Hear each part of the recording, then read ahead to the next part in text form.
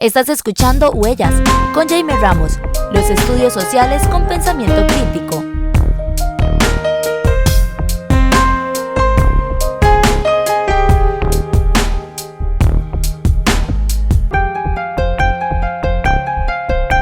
Bienvenidas, bienvenidos a su espacio Huellas. Como hemos venido anunciando, esta semana vamos a hablar acerca de la coyuntura política, económica, social, cultural también que vive Costa Rica, no solamente a raíz de los últimos resultados electorales, sino en relación a la configuración de las fuerzas políticas, de las élites económicas, de la situación geopolítica de la cual Costa Rica lógicamente forma parte. Y para ello, como siempre, tenemos el lujo de contar con dos personas expertas en este sentido, que procedo a presentar de inmediato. Profesor Roberto Ayala, bienvenido nuevamente a Huellas. Hola Jamer, hola Randall, y hola a todas y todos los que escuchen esto. Gracias. Muy amable, el profesor Roberto Ayala es licenciado en Sociología por la Universidad de Panamá, es licenciado en Ingeniería Forestal por la Universidad Federal de Pernambuco, Brasil, es máster en Sociología por la Universidad de Costa Rica, ha realizado estudios en doctorado en Filosofía por esta casa de enseñanza y es doctor en Estudios de la Sociedad y la Cultura de la Universidad de Costa Rica. Ha sido docente universitario, es profesor catedrático, es director del posgrado centroamericano en Sociología. Se ha especializado sobre todo en marxismo y teoría contemporánea sociológica. Y le agradecemos muchísimo, profesor Roberto Ayala, que pues vuelva a esta su casa de Huellas después de un tiempo. Bienvenido. Gracias a ti, Jamer. Y tenemos también el gusto de presentar el día de hoy al profesor Randall Blanco Lizano. Profesor Randall, bienvenido nuevamente a Huellas. Encantado siempre, Jamer. El profesor Randall Blanco Lizano es doctor en Gobierno y Políticas Públicas de la Universidad de Costa Rica, es máster y licenciado en Sociología de esta casa de enseñanza, ha sido docente de cursos de grado y posgrado en la Maestría Centroamericana en Sociología, investigador de esta casa de enseñanza, ha sido también director del posgrado centroamericano en Sociología, es integrante de la comisión académica, bueno, ha sido integrante de la comisión académica de este posgrado, también ha sido docente e investigador en la Escuela de Planificación y Promoción Social de la Universidad Nacional y docente del doctorado en estudios latinoamericanos de la Escuela de Filosofía de la Universidad Nacional. Con ellos, bienvenido Randall, muchísimas gracias. Con ellos vamos a conversar acerca de la situación que se teje en el país, digámoslo así, con los cambios a nivel tanto de los últimos años coyunturales, pero también de los procesos históricos y sociales desde una perspectiva crítica, como siempre lo intentamos hacer en este programa. El primer bloque que les propongo es a través, que tiene que ver con la configuración del poder y las nuevas élites. Es decir, la pregunta, le lanzo una serie de preguntas generadoras a partir del dato de las elecciones. ¿Estamos ante una simple alternancia electoral o ante la consolidación de una nueva élite político-estatal con vocación de hegemonizar ese poder? Es decir, en las elecciones del pasado 1 de febrero, el oficialismo obtuvo el 48,30% de los votos, es decir, 1.191.727, consolidando una victoria en primera ronda que pues nos plantea una serie de interrogantes. Por ejemplo, ¿qué tipo de legitimidad expresa este resultado? Es decir, es una aprobación, es una legitimidad programática, emocional, plebiscitaria. ¿Estamos ante una recomposición del bloque de poder o ante una ruptura de este bloque y la elaboración de un nuevo? ¿El oficialismo representa a una élite emergente o más bien una reconfiguración de las élites tradicionales? Les planteo eso con provincial. ¿Estamos transitando hacia una democracia de élites reconfiguradas o hacia un liderazgo personalista con una fuerte base popular? Porque incluso hasta hace poco, cerca de salir del gobierno, Rodrigo Chávez se ubica como de los presidentes mejor valorados en el contexto latinoamericano, el contexto americano. Entonces, con estas preguntas me gustaría empezar la discusión del día de hoy. ¿Quién desea comenzar? Bien, Robert. Bueno, muchas gracias, Jamer. Un gran gusto también compartir con Roberto este tipo de espacios tan necesarios y de gran importancia para quienes nos escuchan y nos miran. En el contexto de lo que ya tiene su ratillo, Jamer, de llamar el espacio de que aporta en la formulación de perspectivas críticas para la comprensión de la vida costarricense internacional. Entonces, yo le asigno un enorme valor, te felicito de nuevo por el gran esfuerzo ya de años muy sostenido, Jaime. Y pues realmente colocaste una buena cantidad de pólvora ahí en el... Da para una charla de una hora. Vamos a ver si... Primer bloque por programa. Vamos a ver si nos alcanza, ¿verdad? Cuando uno prende el primer fósforo, creo que todo va a reventar.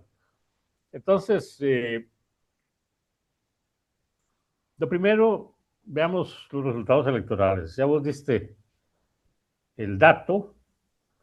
Yo le voy a poner un adjetivo a ese dato. Fue un triunfo contundente, porque se ha escamoteado muchísimo, se ha querido hacer una lectura absolutamente inadecuada y errónea de querer minimizar un resultado aplastante como fue el que tuvo el Partido Pueblo Soberano en primera ronda, un partido de primer ingreso.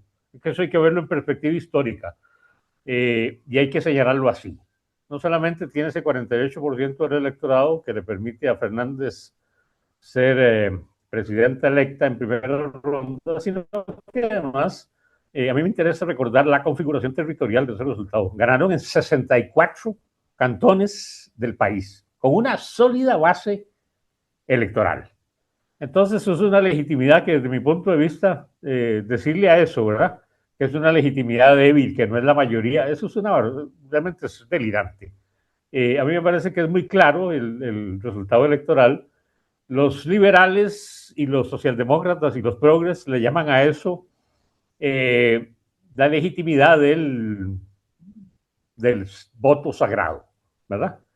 Pero es raro, ¿verdad? Que cuando les beneficia, entonces es sagrado el voto. Cuando no les beneficia, entonces está mal y está la crisis total de la democracia. Esos son cuentos chinos. Entonces, digámoslo con claridad.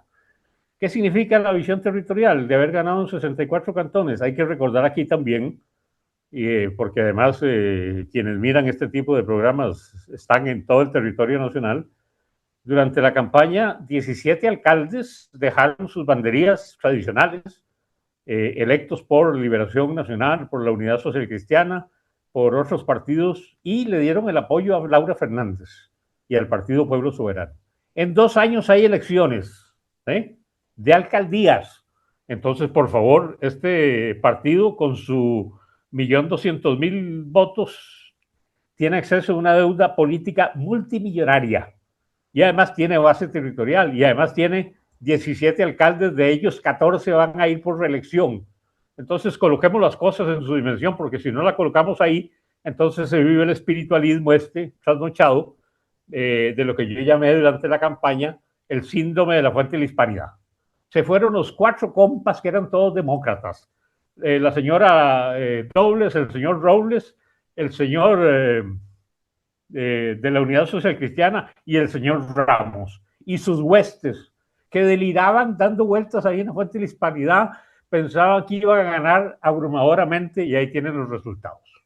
Porque una cosa es la política vista en su contexto real, de fuerzas, grupos, organizaciones, partidos políticos, y otra cosa es la mirada subjetivista, individualista, con un sesgo marcadamente psicologista de interpretación de la política. Y entonces lo que se quiere ver aquí es que es un resultado de un personalismo, de un nuevo cacique, que además está loco, que es un borracho. Vean ustedes, sí, ante la ausencia del análisis histórico, político, radical, que entiende estos fenómenos complejos, de ahí es muy fácil, ¿verdad?, montar una novela de un loquito que anda suelto, que de repente tiene poder y no se entiende absolutamente nada. ¿De acuerdo? El candidato Robles terminó abrazándose con Hidalgo, el candidato más neoliberal de todos, cuyo programa económico era convertir a Costa Rica, su propuesta económica, toda Costa Rica en una zona franca. Y usted va y se abraza con semejante tipo. Y salen juntos a desfilar y son expresión de las mismas banderas, porque Jamer, hay que colocar las cosas con nombre y apellido. ¿Sí? Si usted me dice que es una alianza de los demócratas, ¿qué? Ese analista del CATO, ¿verdad? Un organismo transnacional, ultraderechista. Ese es Juan Carlos Hidalgo. No está separado su estructura política del PUS.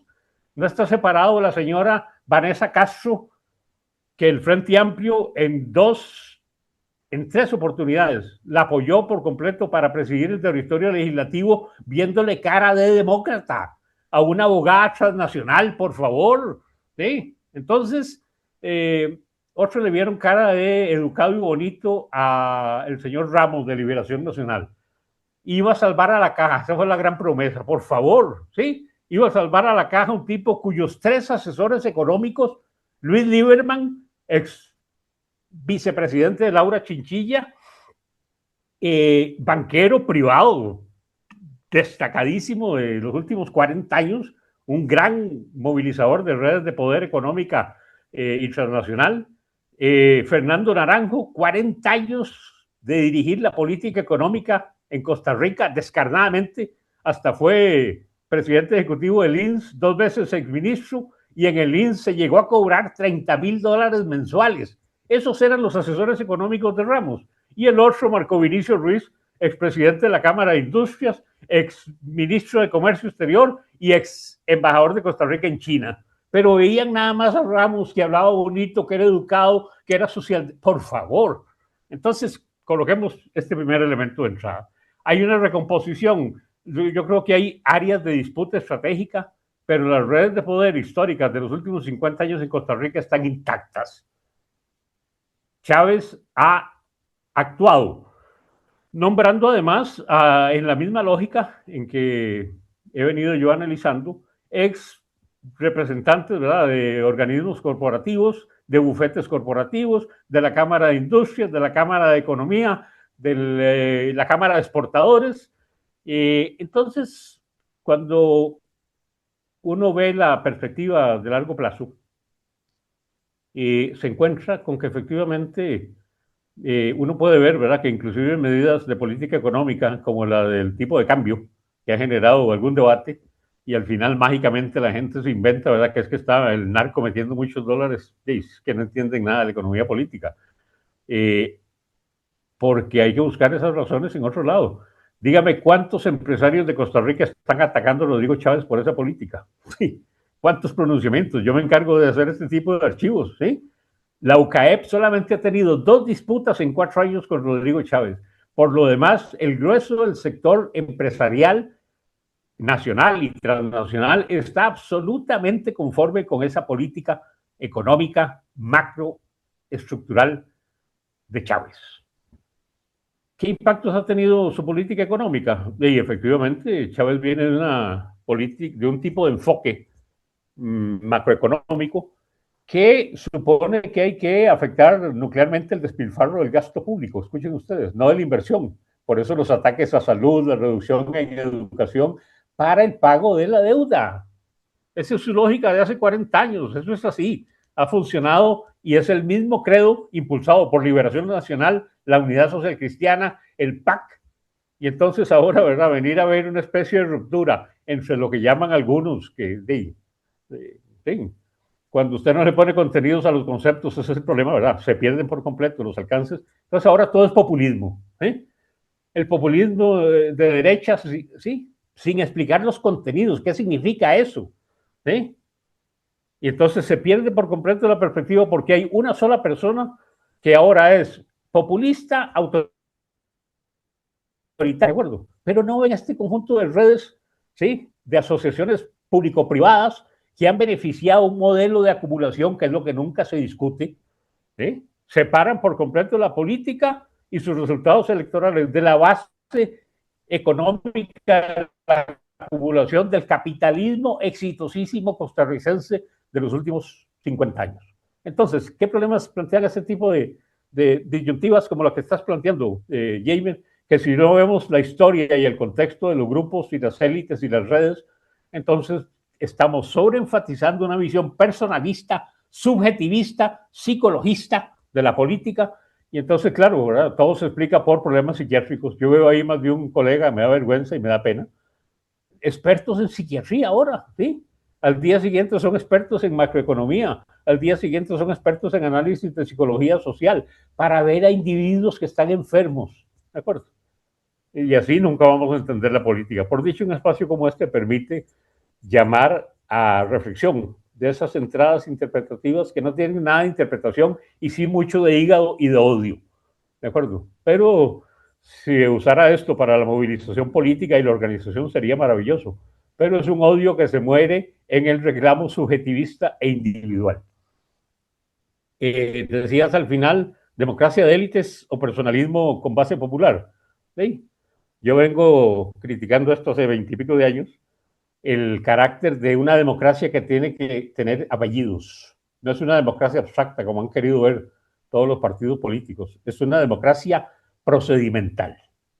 Eso significa que en Costa Rica se enfatizan las formas y los mecanismos de legitimación del modelo de explotación y de acumulación. Y eso es un problema gravísimo, porque al final terminan en las elecciones llamando a defender en abstracto la democracia, mientras que todas estas redes están intactas, no pierden para nada sus mecanismos de acumulación, pero sí la gente termina deslumbrada, de verdad, porque votó y iba a ser un voto útil, último momento, y la gente lloraba haciendo filas en las escuelas y creían que iban a ganar el señor Ramos, ¿de acuerdo? Para entrar a la segunda ronda y después ganar hasta con los curas, ¿de acuerdo? Había prohibición de uso de la religión y Ramos se cansó de aparecer en sus videos frente a la basílica diciendo que además él era monaguillo y había sido ministro de la palabra y ayudaba, ¿verdad? Es decir, con un olor a incienso espléndido para ganar legitimidad. ¿Sí? Y su equipo económico es ese equipo de neoliberales ultraderechistas. Esa es la historia del Partido de Liberación Nacional. Así que pensar que ahora, ¿verdad? Están los 31 diputados del autoritarismo de Chávez y una alianza demócrata, eso sí que es delirante. En Liberación Nacional no hay un solo representante, ¿verdad?, con un pelo de demócrata a favor de intereses colectivos o de demandas de los trabajadores. Tampoco en la alianza de la señora Dobles, ni mucho menos en Abril Gordienco del PUS, y los muy complacientes diputados y diputadas del Frente Amplio, que ya vemos, ¿verdad?, con qué facilidad forman parte del establishment y se mueren por defender la Constitución como lo más revolucionario de Costa Rica. Esa es la primera entrada. Roberto. Sí, bueno, buenas tardes. Otra vez agradecer la iniciativa, Jamer, y el gusto de compartir con Randall una vez más. Bueno, ya la intervención inicial de Randall es muy injundiosa y plantea una serie de temas que deberían ser evidentes, no evidentes, pero sí de amplio consenso. ¿Me explico? Me parece que hay gente que gusta de engañarse, ¿no? De autoengañarse. Se han creado mitos, relatos, ¿no? De satanización. Yo escucho gente hablando contra la política del miedo, que son los que hacen política de miedo, ¿no? Que justamente son los que hacen política de miedo. Eh, ya estamos a mediados casi de abril. Dentro de 3 semanas asume el nuevo gobierno, la señora presidenta. Y como conversábamos en algún momento el año pasado, yo le decía, creo a Randall, o en alguna otra actividad, quiero saber qué van a decir dentro de unos cuantos meses, un año, en ese momento, cuando los pronósticos de ultraderecha fascista, narcodictadura, no se hayan cumplido, ¿no? Neofascismo, ¿no? Es decir, todos los epítetos que se han venido utilizando durante esta retórica, que esa sí que es de miedo y de satanización del enemigo, ¿no? Esa sí que es una lógica schmittiana, ¿no? Del nosotros y los otros, ellos y los de adentro y los de afuera, los buenos y los malos, los amigos y los enemigos, esa partición, ¿no? Hoy, bueno, eso no se ha verificado, ni se va a verificar, ¿no? Decía un analista, un economista progresista hace como 8 meses, 10 meses, que se refería al futuro penumbroso de Costa Rica, ¿no? La realidad es que lo que tenemos es una situación, reitero lo que he dicho ya varias veces en otras oportunidades, en mi opinión lo que hay es una disputa interelitaria feroz, como no se veía hacía décadas en este país, entre un sector tradicional de las élites políticas y social, es una coalición, o como diríamos en otro registro, una coalición de clases en el poder, de sectores y grupos, ¿no? Un personal político que ha representado, que ha condensado esa representación política durante décadas, lo que conocemos como Segunda República. Eh, Eso se ha venido deteriorando en paralelo con el deterioro social del país. Las políticas neoliberales de los últimos 30 años, su acumulación, han provocado un incremento de la desigualdad o una consolidación, más que un aumento de la desigualdad, un aumento de la concentración de la riqueza, que hace con que el país se torne más desigual fenoménicamente y estructuralmente, una acumulación de malestar de varios gobiernos de unos 15 años. Uno puede establecer el gobierno de la señora Chinchilla como el momento en que comienza el deterioro claramente, ¿no? Y se acelera. Es el momento en que crece el desempleo, es el momento en que cae el nivel de crecimiento económico, y también es el gobierno donde por primera vez se reporta una evasión fiscal de 6% del PIB, ¿no? Han pasado 15 años de eso, no se ha hecho nada. A la altura del 2018 se diagnostica con luces de neón, el país tiene una crisis fiscal, hemos tocado fondo y se impone una reforma, un ajuste neoliberal como el que procedió efectivamente a desarrollar el señor Alvarado con el apoyo entusiasta del empresariado y de los votos de Liberación Nacional en el Parlamento. Y el resultado fue el que conocemos: regla fiscal, congelamiento de salarios públicos, ley antihuelgas, una política muy torpe en un momento en que aún vivíamos en los ecos de la crisis internacional de 2008-2010, ¿no? Y estábamos a un año y medio de la crisis de la pandemia. En una coyuntura de estancamiento, de bajo crecimiento, el señor Alvarado aplica una política contractiva, lo cual es torpísimo, porque en otros países, no solo en los centros metropolitanos, sino en países de la periferia, más bien se recurrió a políticas neokeynesianas, ¿no? Para fomentar la demanda, el crecimiento, la creación de empleo, o por lo menos evitar el golpe, sobre todo cuando estalla la pandemia. Con el estallido de la pandemia, bueno, tenemos el impacto brutal que recordamos, que significó, y el señor Alvarado mantiene la política contractiva, ¿no? En ese momento, un poquito antes de la pandemia, cuando en los 2 primeros años, en paralelo con la gran resistencia social y popular que se desató en el año 2018 y 2019, economistas heterodoxos locales plantearon algo muy importante. El país tiene una crisis fiscal, producto principalmente, como muchos dijimos, eh, no del gasto del Estado, como decía Juan Carlos Hidalgo a propósito de que ya lo mencionó, Randall me ahorra de recordar que es un hombre del Instituto Cato, no hay nada peor que el Instituto Cato. Por supuesto. Decía Juan Carlos Hidalgo en su columna que el Estado era Gastón, que toda la fuente de todos los problemas económicos en Costa Rica, que el Estado era Gastón.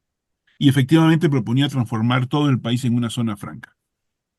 Eh, si tuviéramos más tiempo y el programa tuviera otro eje, me dedicaría a explicar que el señor Hidalgo no tiene idea de economía, ni política ni técnica. Me explico, ni crítica, ni heterodoxa, ni marxista, y mucho menos de convencional. Si supiera un poco de economía convencional, no diría disparates como los que tiene mucho tiempo diciendo. Además, es partidario de la dolarización de la economía, junto con Feinsack y todos los libertarios. Otto Guevara, hace 25 años, cuando fue diputado, lo planteó, en el año 98, lo recuerdo. Entonces, lo que tenemos es una situación, decía que, me perdí, ¿qué venía diciendo? Me entretuve con Hidalgo. venías en las Ah, transformaciones económicas y lo que hizo sí, Alvarado. Alvarado. de las medidas que se adoptaron en relación a a la pandemia y que no fueron neokeynesianas, sino que más bien Una fueron. política contractiva, sí, una política contractiva que más bien empeoró todos los impactos externos y las inercias internas de las políticas. Ah, sí. Entonces los economistas heterodoxos plantearon algo muy sencillo, que ya algunos veníamos diciendo desde antes, que el problema fiscal en el país y del endeudamiento alimentado por la crisis fiscal, lo producía la evasión, ¿no? La evasión fiscal, ¿no? Cosa que ya venía diagnosticada desde el gobierno de la señora Chinchilla, ¿no? De hecho, en el gobierno de la señora Chinchilla hubo una iniciativa de reforma tributaria muy moderada, pero que en este momento suena como casi jacobina, propuesta por el señor Solís, que fue saboteada por diputados de la Unidad Social Cristiana y del mismo partido Acción Ciudadana, ¿no? El señor Mendoza, me acuerdo, era presidente de la Asamblea en ese momento y contribuyó en línea con Otón Solís a sabotear esa propuesta, en línea con otros sectores del PAC a sabotear esa propuesta. Bueno, entonces el problema es concreto. Eh, en los años 18 y 19, economistas heterodoxos plantearon que la mejor solución era tomar una parte de las reservas que duermen el sueño justo en el Banco Central, que en ese momento andaban en 8.000 millones de dólares, ¿no?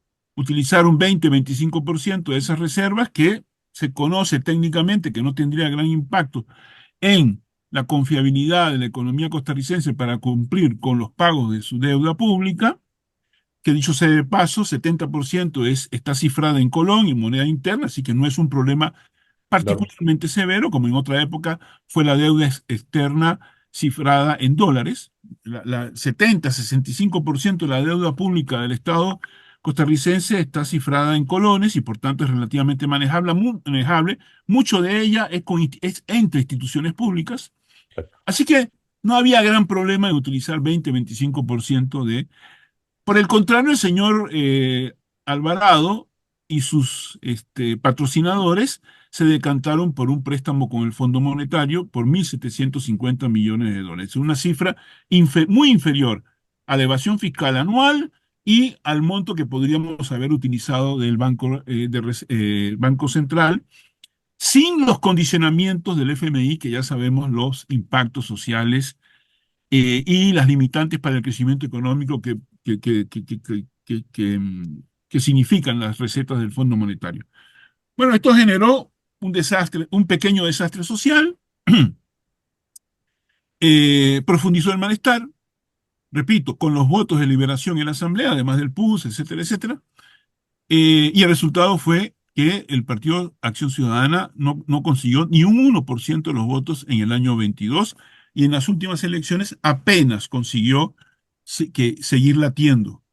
Apenas consiguió. Y la señora Dobles además eligió con, bueno, estas fórmulas que se utilizan para calcular y sacar diputados que Randall conoce mejor y que puede explicar si hubiese el tiempo o la necesidad. Entonces, esta es la situación. ¿Me explico? Tenemos un gobierno del señor Chávez que termina dentro de menos de un mes, que surfió una ola de descontento, de malestar, de bronca profunda, ¿no? Frente a un sistema político respecto del cual la gente se siente traicionada. Y durante estos últimos 4 años, bueno, lo que hemos visto es un cambio relativo. El señor Chávez mantuvo las medidas de ajuste, básicamente, pero introdujo elementos de una política expansionista, que es lo nuevo que introduce Chávez. Mantiene el ajuste porque hay que decir también que si el señor Ramos hubiese ganado, recordemos las declaraciones del señor Ramos un año antes de las elecciones, cuando le preguntaron sobre la privatización del BCR, eh, titubeó, no dijo que se opondría. Dijo que bueno, hay que pensarlo, hay que ver en qué condiciones, pero no dijo que no. Eh, y se mandó otras definiciones otras declaraciones de este tipo, lo cual, bueno, cuando le preguntaron sobre el tema de cómo resolver, abordar los problemas de la caja, en el foro que se realizó sobre este tema, aunque él no estuvo presente, envió un representante y el representante firmó, coincidió con los otros panelistas, la señora Dobles, etcétera, etcétera, que la mejor solución era alianzas público-privadas. Esta es la manera de resolver el problema de la caja, alianzas públicos-privadas, o sea, una forma de privatización. En fin, entonces, lo que tenemos es una situación en la cual el actual gobierno mantuvo básicamente las medidas principales de ajuste, este ajuste permanente, introduciendo elementos de una política expansionista, tratando de profundizar la atracción de inversión extranjera directa, potenciar el modelo zonas francas, régimen definitivo, régimen especial, régimen definitivo, consolidando y ampliando la magnitud y el peso relativo del sector de zonas francas, que de 15% ya va por 18, 19, y por la dinámica puede saltar perfectamente 25% de la economía, un sector que genera poco empleo, que no paga impuestos, al que le va muy bien porque es capitalismo sin empleo, ¿no? Eh, que no es que no contribuya nada a la economía nacional, porque algo contribuye, algo chorrea, pero evidentemente eso no responde a un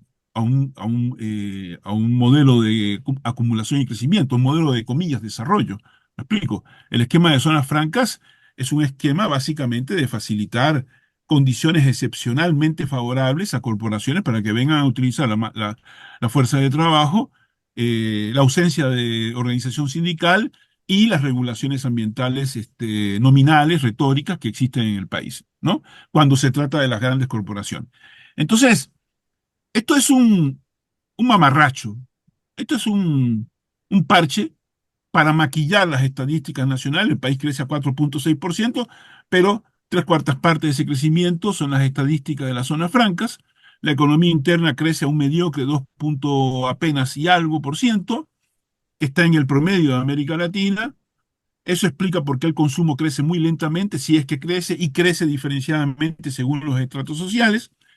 En pocas palabras, hay una disputa interelitaria muy fuerte entre un sector emergente y un sector tradicional encabezado por la Nación, por Liberación Nacional. Uno decía, no, bueno, alguien diría, bueno, es que Liberación y la Nación siempre estuvieron peleados. No, corrijo, ¿no? La Nación y don Pepe nunca se reconciliaron, pero llegaron a un acuerdo de convivencia sobre el modelo económico, la política exterior y la política social.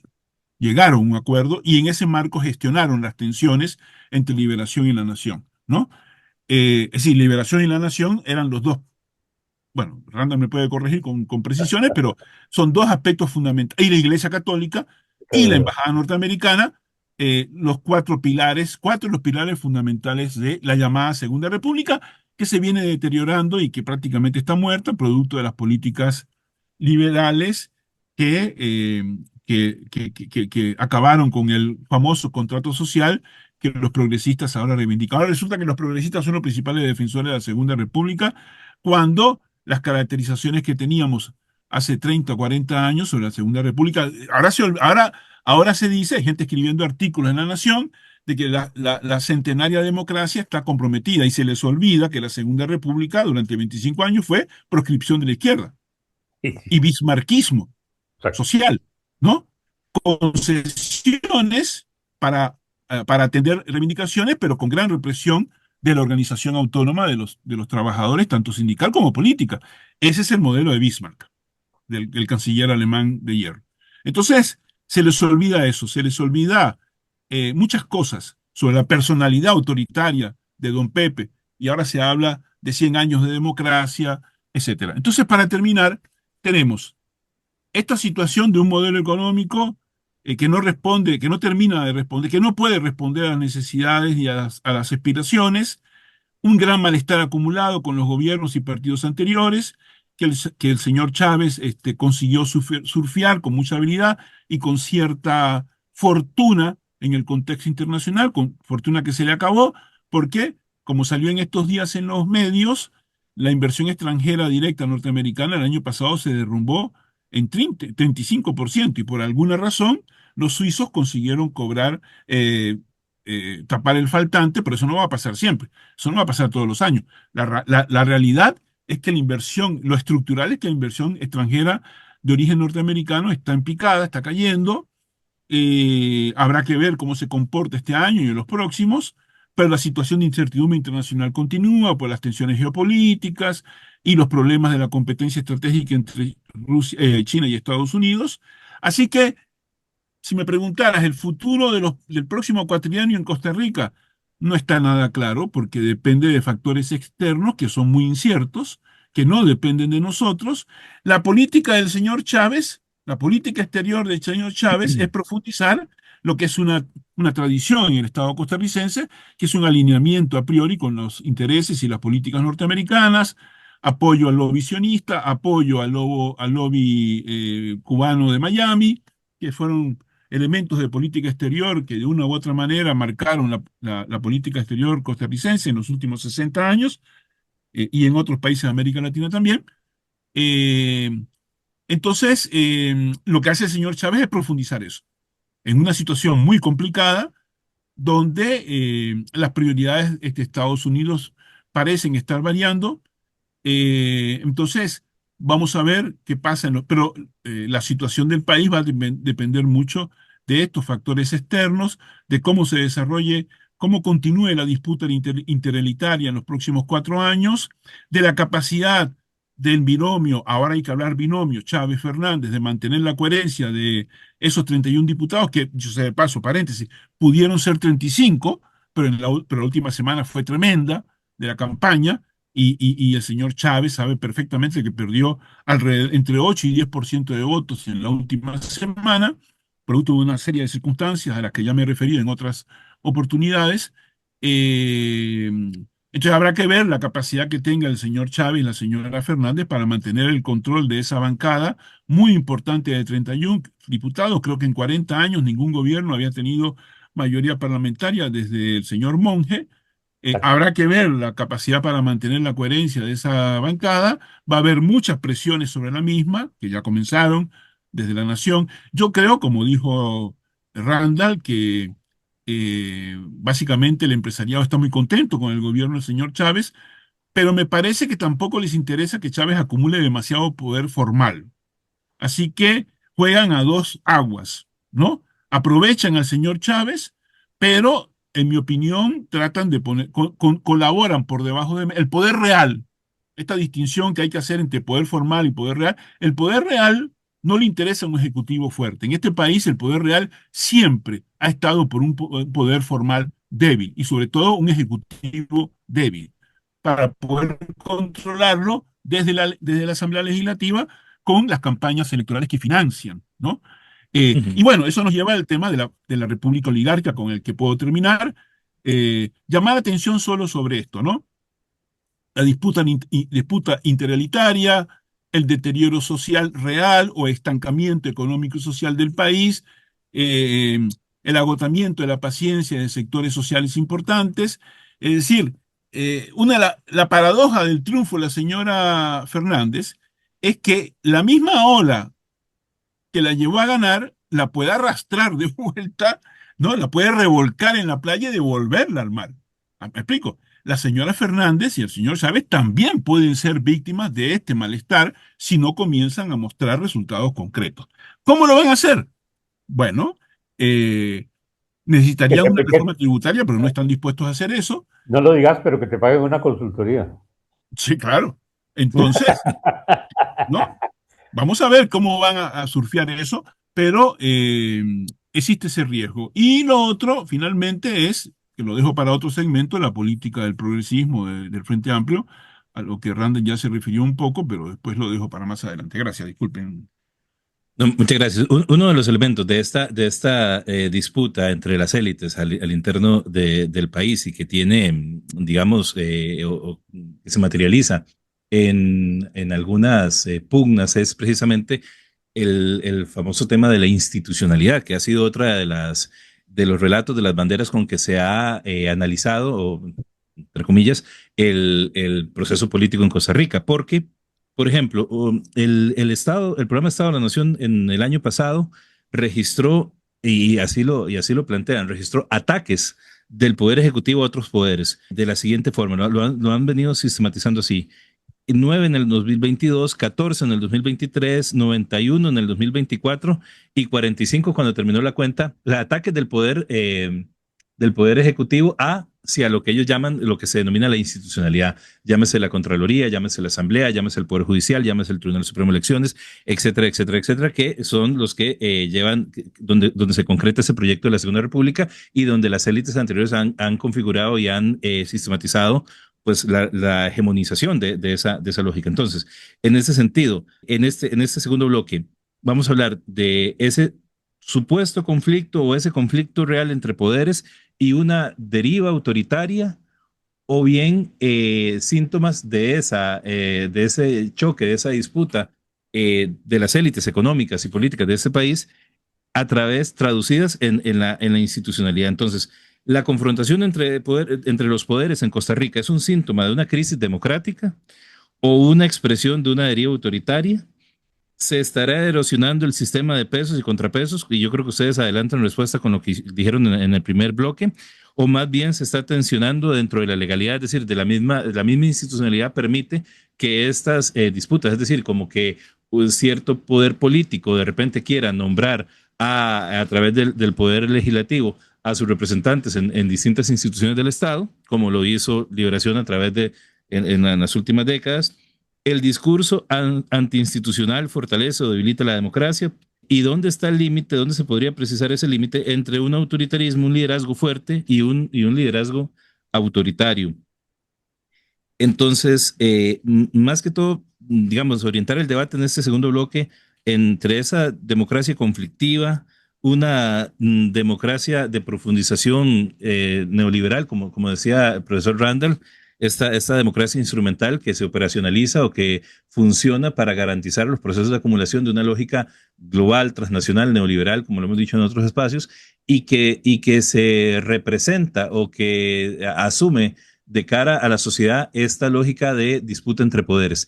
Y antes de darles el pase, pues también me gustaría a mí agregar que uno echa en falta que en el debate electoral pasado, temas como la desigualdad, que incluso se mantiene hoy por hoy, según el informe del Estado de la Nación, con indicadores parecidos a lo que ocurría antes de la pandemia o al inicio de la pandemia, propiamente dicho, en el año de la pandemia, y que el tema de la elusión y evasión fiscal, los intereses que se pagan de la deuda interna, simplemente no son abordados en el debate. Simplemente, incluso los partidos de izquierda o llamados de izquierda, no asumieron ese debate, no trataron de colocar ese debate, sino que, como ustedes lo han señalado, se trataron de posicionar la discusión electoral en temas de las características personalistas, las características de las formas, las características de los modos y las características a veces hasta estéticas o de cómo se comportaban los líderes y los grupos políticos en el poder, y no tanto lo que hay de fondo, porque como ustedes han dicho, no ha habido realmente una transformación en la lógica neoliberal en los gobiernos, ni de Liberación, ni del PAC, y tampoco del gobierno del presidente Chávez. Entonces, ahí les dejo estas preguntas para este segundo bloque. Bueno, en primer lugar, este tema del autoritarismo efectivamente es clave, ¿no? Yo en diversas intervenciones anteriores, este tema lo venimos conversando del año 2019, cuando la profesora Nancy Piera, directora del programa de posgrado en Sociología de la Universidad de Costa Rica, organizó una mesa sobre el tema neoliberalismo en que estuve presente junto al profesor Roberto Fragomeno, filósofo ya pensionado, y en esa intervención del 2019, unos meses antes de la pandemia, me refería al tema de neoliberalismo y deriva autoritaria, ¿no?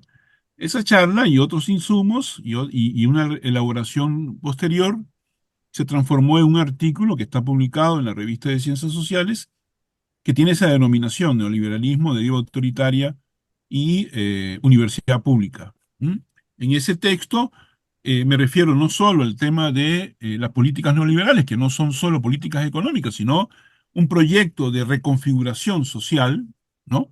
Y del clima cultural, cuyo objetivo básicamente es crear un marco de resocialización que dé curso a la neoliberalización cultural de la sociedad, y a la configuración de subjetividades integradas y adecuadas a ese proyecto neoliberal. Es la neoliberalización cultural como marco de resocialización y de construcción de subjetividades adecuadas, ¿no? Es una cosa funesta, es una cosa nefasta lo que están tratando de hacer y que en otras sociedades ya está muy avanzada, ¿no? En el caso chileno, por ejemplo, hay un claro proceso de neoliberalización cultural de la sociedad en sectores importantes de la sociedad norteamericana y en otros países, ¿no? Y en otras sociedades. Entonces, eso es lo que están tratando de hacer. Este tema de la deriva autoritaria es fundamental. Yo decía en ese artículo, y después también hay otro artículo que también está publicado en una compilación que organizó la maestría sobre específicamente el análisis del señor Chávez. O sea, creo que el artículo se llama Costa Rica, Balance y Perspectivas, o es del año 24. El otro artículo que decía, el de Deriva, es del año 21-22. Este otro sobre el periodo de Chávez es del 24. Me refería también al tema de el corrimiento de todo el espectro político a la derecha, ¿no? Ya eso está en el artículo del año 21-22, cómo se desplaza toda, incluyendo al Frente Amplio en el sentido de dirigiéndose hacia el centro, a la moderación, con una táctica política explícita de ocupar el espacio que dejaba baldío la cuasi defunción del Partido de Acción Ciudadana, ¿no? La política de la conducción del Frente Amplio fue adecuar su discurso a el objetivo de hacerse con esa base electoral que no desaparece, porque la crisis del PAC no desaparece la base electoral que se sentía identificada eh, con ese partido cuando tenía una imagen progresista. Esa fue la política del Frente Amplio y eso lo llevó a correrse al centro, cosa que también se refuerza con el tema de eso que decías, que también lo he dicho en varias actividades, el hecho de que el Frente Amplio asume como eje la defensa de la democracia frente a una presunta amenaza no solo autoritaria, sino dictatorial e incluso fascista, ¿no? Como dijo la señora Guillén en aquella famosa comparecencia del ministro de Seguridad a la Asamblea, creo que en el año 24, y que fue una cosa tremendamente desgastante, ¿no? Para la señora Guillén y para cualquier persona, fue una confrontación política tremenda, pero un discurso memorable donde acusó de agente, empleado de un narcogobierno, ultraderecha fascista, proyecto dictatorial, fue una cosa impresionante, ¿no? En ese marco, entonces, lo que tenemos es una situación en la cual digamos que la institucionalidad, el tema del autoritarismo es un hecho. Hay tendencias autoritarias, como planteo en el artículo del 2022, cuya redacción viene del 2021 y una charla en el 2019, como ya dije. Hay elementos autoritarios, sin duda alguna, en la dinámica política, no solo de Costa Rica, más allá, en el Es Cono un tema Sur, en toda global. América. ¿Ah? Es un tema global, estos En toda discursos. América del Sur hay tendencias autoritarias, en Estados Unidos evidentemente, en Europa, incluso la socialdemocracia se ha corrido a la derecha en temas de migración, en temas de represión, de seguridad ciudadana y otros temas. En la cuestión de la guerra de Ucrania, se han corrido a la derecha y hay un tema autoritario. Pero ese tema autoritario, esos rasgos autoritarios, no tienen que ver con discursos, con poses, con epítetos o con estilos, tienen que ver con cuestiones institucionales. Es decir, las políticas neoliberales tienen un correlato autoritario, sea represivo o preventivo. Saben perfectamente que las políticas neoliberales van a provocar resistencia social, así que las élites se anticipan introduciendo mecanismos autoritarios en el lenguaje marxista que yo uso, bonapartistas, ¿no? En el régimen, la bonapartización de los regímenes, para prevenir para prevenir o reprimir esa resistencia. Se vio en Chile en 2019, se ha visto en Francia, se ha visto en Estados Unidos, se ve, por ejemplo, en Estados Unidos con los cambios en los planes de estudio de las universidades que el Estado financia, los ataques a los estudios culturales y de sociología, bueno, en fin, tiene muchas ramificaciones. En Costa Rica, para no variar, el señor Alvarado pasó una ley antihuelgas con los votos de liberación en el Parlamento. No hay nada más autoritario que eso. ¿Me explico? No hay nada más autoritario que eso porque es institucional. Eso es Es, muy antidemocrático. Eso es muy antidemocrático. O sea, es reprimir un derecho claro, de te organización, vacía, claro. ¿no? Es reprimir un derecho. Entonces, eso es institucionalmente autoritario. Ese es el rasgo uno del autoritarismo. Luego aparece la figura del señor Chávez. Yo tengo un artículo sobre el señor Chávez también, bueno, ese que ya mencioné del 2024, donde me ocupo de este tema. Sería largo sintetizarlo, pero el señor Chávez es una figura peculiar. Chávez construyó un personaje populista, conservador, haciendo una lectura del partido que tenía que jugar, un tipo muy listo y con mucha fortuna. Todos sabemos, fue ministro fugazmente de 4 meses, eh, sale del gobierno, reaparece como candidato, con todo en contra, poco conocido, etcétera.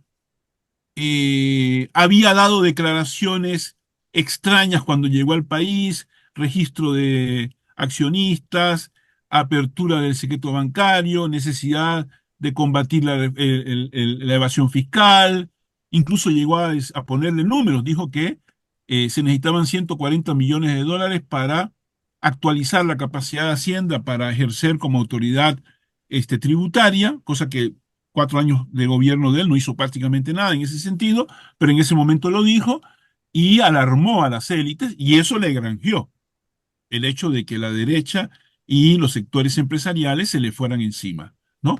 Después aparece el tema del acoso en el Banco Mundial y su renuncia, y todo eso le jugaba en contra. A pesar de todo, y claro, por un lado, se enfrenta, se echa encima al núcleo duro de las élites con sus declaraciones medio progresistas. Alguien dijo por ahí que en estos días escuché a alguien, un analista, diciendo, incluso tuvo declaraciones progresistas, Chávez.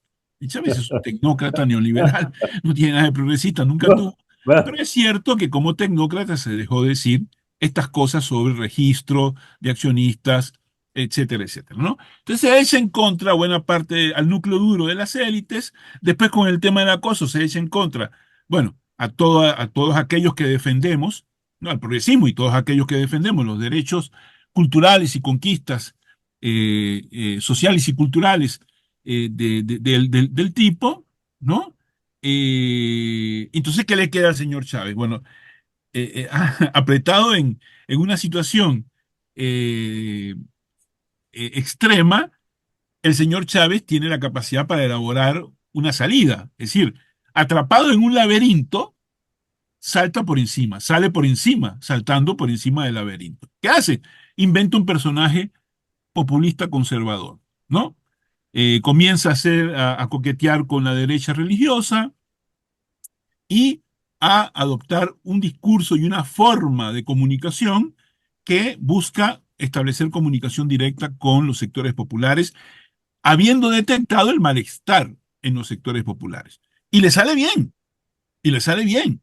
El personaje populista conservador le salió bien, como dijo ya Jamer hace un momento, termina su periodo con entre 60 y 65% de respaldo, según las distintas evaluaciones, mediciones. Logró que su candidata saliera electa con un gran margen por goleada, como dijo Randall, y no fue peor, porque la última semana fue tremenda. Eh, Sale como aplaudido, etcétera, etcétera, ¿no? Con gran respaldo. Eh, yo diría que esto es lo que ha pasado. ¿Me explico? En ese marco, la disputa integritaria. El tercer elemento, bueno, en ese sentido, se confunde la cuestión del carisma del caudillo populista o del candidato a caudillo populista con autoritarismo. Pero la realidad es que buscar la reelección no es autoritarismo. La señora Merkel se reeligió estuvo 4 periodos consecutivos. La señora Thatcher estuvo 4 periodos consecutivos. Ninguna de las dos tuvo nunca mayoría parlamentaria, mayoría de votos, porque son sistemas políticos estructurados para producir mayorías parlamentarias y estabilidad de los gobiernos, independientemente de si consiguen mayoría de los votos. Pero ni la señora Thatcher ni la señora Merkel tuvieron nunca mayoría de votos. Pero el sistema produce mayoría parlamentaria. Nadie dijo que eso era autoritario. ¿Me explico? Yo creo, lo escribí por allí, cambiar las reglas del juego dentro de los marcos del juego, siguiendo las reglas del juego, no es autoritario. Si la gente lo vota, me explico, eso no es autoritario. Hablar de autoritarismo en Costa Rica es curioso porque no solo buena parte de la institucionalidad tiene un sesgo opositor evidente, ¿no? La Contraloría, el Tribunal Supremo de Elecciones en la campaña fue muy sesgado, evidentemente sesgado, eh, las superintendencias, etcétera. El Parlamento, ¿no? Es muy difícil y además donde casi todos los medios de comunicación son de oposición, ¿no? Casi todos los medios de comunicación son de oposición o tienen o no son oficialistas. Desde Repretel, la Teletica, bueno, por ahí está el informativo de Delfino, que no es institucional, que es emergente, alternativo y que funciona hasta donde yo sé. El semanario Universidad también tiene una línea abiertamente opositora, ¿no? Yo no he visto ataques a la libertad de expresión y en ese sentido hay choques, pero bueno, eh, si, si los medios atacan políticamente y se defienden como libertad de expresión, es decir, La Nación es un actor político disfrazado de periódico, ¿me explico? ¿No? En formato de periódico, pero es un actor político, siempre ha sido. Entonces, atacan políticamente y se defienden como libertad de expresión. Cuando atacan es perfecto y cuando se les responde es ataque a la libertad de expresión. Yo lo que creo es que hay una confrontación entre sectores políticos, que incluye a los medios, ¿no? Como Nación Teletica.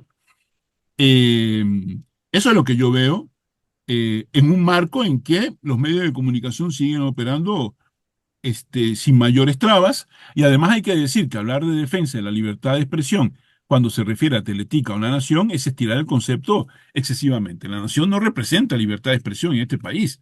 La, Claro. la- la Nación es la expresión y Teletica son la expresión de intereses corporativos, de grupos económicos muy poderosos vinculados con el núcleo duro de las élites y la república oligárquica que se ha conocido como Segunda República. Bueno, Y el tercer recordemos. elemento, y con esto Ah, termino. ujú. Sí, con esto termino. El tercer elemento del autoritarismo que se refuerza es la irrupción del señor Trump. Y ese sí que es un problema.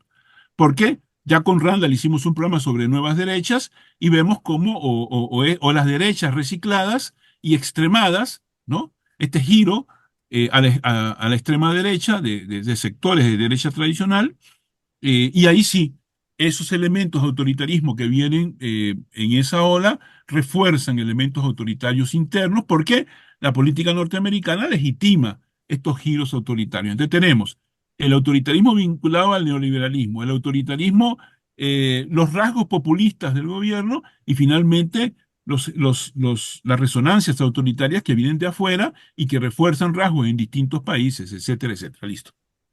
Sí, no, no, lo que iba a decir Roberto y Randall es que, y recordemos en las elecciones del 2014, cuando a unas semanas de las elecciones la Nación consideró que no era prudente publicar una encuesta que situaba a Villalta encabezando. Y, o sea, vamos a ver, Total, por es supuesto. un intelectual orgánico del neoliberalismo y de todos los procesos de acumulación en el país. Y o sea, no, no podemos entenderlo apartado de esa perspectiva histórica. Adelante, ¿No? Randall.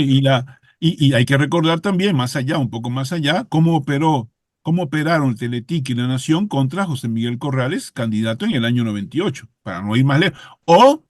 TLC. O la sombra de fraude contra Otón Solís en la campaña de 2006 ante el señor Arias. Arias, donde hay fuertes indicios de que hubo un elemento de fraude en ese resultado. Gracias, Jamer. Qué dicha que colocaste este tema porque me parece de los nucleares a discutir y desmitificar. Es el tema este de la institucionalidad en abstracto. hay todo un relato construido, ¿verdad? Evidentemente por un acuerdo interelitario también, que sostiene, ¿verdad?, que las instituciones son la expresión de la democracia, abstracta también. Por dicha, ahora Roberto usó una categoría que me parece suficiente para empezar a discutir. Habló de institucionalidad autoritaria. Esa es la historia contemporánea de Costa Rica. ¿Eh? No hay tal objetividad, no hay tal relato de frenos y contrapesos. Ese es el mito liberal del siglo XVIII. Si seguimos navegando ahí, estamos indefectiblemente destinados a vivir del mito. ¿Eh? Ahora se reclamaba en la campaña electoral el nuevo contrato social, oiga usted. ¿Eh? Ese es el mito del siglo XVIII, clásico del liberalismo. ¿Eh? Ahí están Rousseau, Montesquieu, hasta el autoritario descarnado de Hobbes con su Leviatán y sus alianzas del credo político religioso, como lo llamaba en el libro Leviatán. Sí, es la ideología burguesa, histórica, que sigue alimentando el ilusionismo de una república de iguales. No, ese contrato social es una extorsión de desiguales, brutal, descarnada, hay que llamarlo así, descarnada. Por eso la trampa esta de separar lo político de lo económico es muy útil para todos estos defensores del establishment, progres del Frente Amplio o del PAC y sus alianzas históricas, es muy útil, porque seguirán entonces reclamando una democracia perfecta, electoral y procedimental en una economía basada en un sistema de desigualdad brutal. Costa Rica es uno de los 15 países más desiguales del mundo, esto que decía Roberto, el dato es ese, es del Banco Mundial, una de las 15 sociedades más desiguales del mundo, lo que significa, ¿verdad?, un régimen de acumulación descarnado. Eso es, y le van a llamar a eso contrato social, le van a seguir llamando a eso democracia, le van a seguir llamando a eso pesos y contrapesos. ¿Cuáles pesos y contrapesos? ¿A dónde están? Si lo que hay es un mandato estratégico, voy a recordar dos hechos nada más de esa supuesta institucionalidad neutral. Carlos Ricardo Benavides, operador político de Liberación Nacional, presidente de la Asamblea Legislativa en la pandemia, con una alianza con Restauración Nacional, con la Unidad Social Cristiana, con todo el PAC, él fue el que dirigió todos los golpes más estratégicos contra los derechos colectivos en Costa Rica. Y en la Asamblea Legislativa, esa que llaman institucionalidad en abstracto, en esa asamblea, con su historia de 50 o más años de legitimación de leyes antipopulares y antiderechos colectivos, ese señor demócrata, entre comillas, se dejó decir que él estaba ahí para garantizar la muerte de los sindicatos. Por favor, el que quiera le mando el recorte, ¿verdad?, o la publicación digital. Él estaba ahí para eso. Es encabezando una alianza de la UCAEP con el PAC, con el PUS, con Restauración Nacional, la muerte de los sindicatos. Y eso no sonó autoritario, sonó en el marco de la huelga, reprimida, perseguida. Estamos hablando de educadores aquí, estamos claros, fueron perseguidos, reprimidos. Yo recuerdo, ¿verdad?, estuve en debates y conferencias reclamando la represión descarnada y brutal del PAC y de Carlos Alvarado y de su ministro de Seguridad, que es el actual jefe del OIJ, la gente, memoria torcida por completo, expertos en garrotear y perseguir, porque las leyes iban a garantizar ese modelo de acumulación que no necesita sindicatos, que no quiere representantes sindicales, que no quiere derechos colectivos, que no quiere inversión en educación, que no quiere inversión en salud, y para eso necesitan todo ese juego de la represión y de la cohesión. Coerción, reprimiendo. Cohesión, todos somos igualiticos. Vamos a la fuente de la democracia, vayamos a defender la fuente de la hispanidad. Por favor, esos son mitos. Y pongámoslo así en blanco y negro, ese caso. Y el otro, por favor, ¿sí? En la administración Figueres Olsen, la bárbara y brutal represión contra el Magisterio Nacional, con la aprobación de la brutal ley que llevó a la reforma del magisterio, la ley de pensiones del magisterio. Recuerdo perfectamente, yo estuve ahí, frente a Casa Presidencial, en agarroteada, sin escrúpulos, contra los educadores costarricenses, por favor, la memoria, y van a defender a Liberación Nacional, y van a decir que hay objetividad y frenos y contrapesos, y van a decir que esas son instituciones neutrales. Por favor, ¿quién nombra a los magistrados? ¿A cambio de qué? Son votos de liberación de la unidad, un esquema perfectamente montado para garantizar el garroteo de una justicia siempre con un ojo abierto a favor de todos estos sectores.